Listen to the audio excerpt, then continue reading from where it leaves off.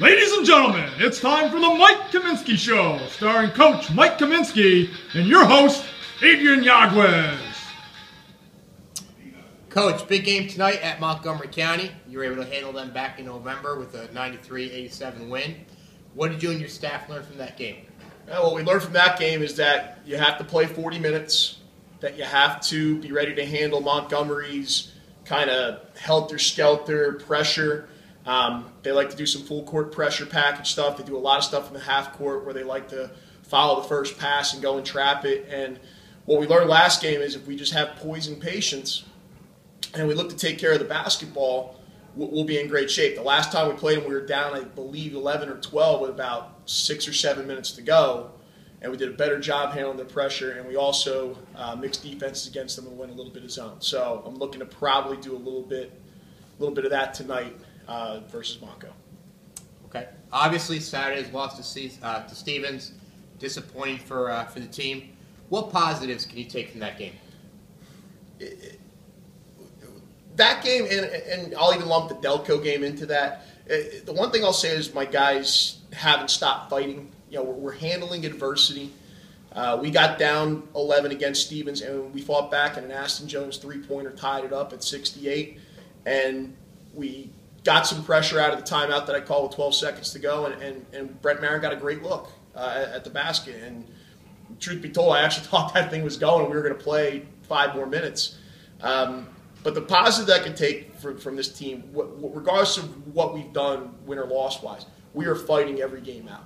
And that's all you can really ask for at the college levels. No matter what the score, no matter whether you're up 20, down 20, somewhere in between, that you're always fighting and scratching and clawing. That's what, obviously we want to see.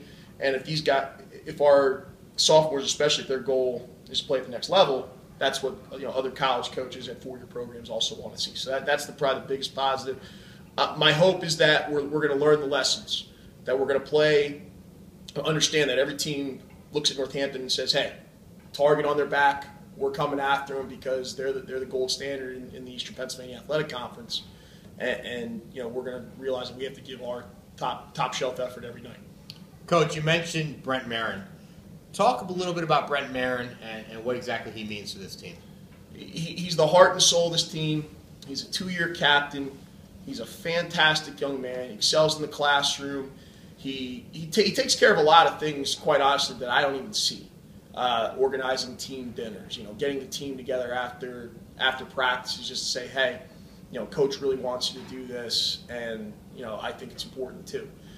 He's just been a consummate team leader. Every coach should be lucky enough in America to coach at least one person like Brent in their life. I've been fortunate to coach many good players, but I tell Brent this all the time. I'd lump him in there with the best players that I've ever coached. He's fantastic. I can't say enough good things about him. He's a great young man. Okay. It's now time for the email portion of the show where Coach K will answer a question from one of our viewers. Today's question is from Kevin in Fogelsville. Kevin asks, Coach, with conference realignment the topic of so much discussion around the country, do you feel the EPAC is a good fit for your team? First of all, Kevin, thank you for emailing us. That's a fantastic question. The EPAC's, I think, a great fit. The caliber of play and the distance that we have to travel. I think those are two key things whenever you are talking about your conference, especially at the small college level. I like the fact that our bus trips aren't very far. We're about an hour, half 2 hours, because the primary thing is, at our level is the academic component of things. So you don't want players getting home 1, 2 in the morning every night. I mean, obviously, you're going to have some nights like that, non-conference games, but for the most part, it's nice that on our league nights on Tuesdays, Thursdays, and Saturdays that we fit, like tonight, for example, against Monco, we'll play a 7 o'clock game, done by about 8:30, 9 o'clock, and kids will be home hopefully by 10, and get some studying in, get a meal, kind of decompress a little bit, get ready for the next day. So I like that.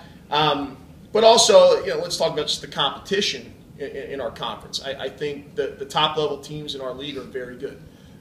Delaware, Montgomery, you look at those teams, Lehigh Carbon, they've made strides to make themselves improve programs since we've initiated the EPAC. and even the other teams that are at the bottom of the conference. Johnson being at the top of it, first year program. We have a game coming up against them Monday, and we know that's not going to be an easy one. So I think as the conference goes on over time, and they realize what this is to be a part of the EPAC, and also more importantly, Region 19, the NJCAA. I think the quality and the caliber of play will continue to improve as it has in the first 2 years of the league. Okay, good insight, and again, we thank Kevin from Fogelsville with that question. All right, that's all the time we have for today.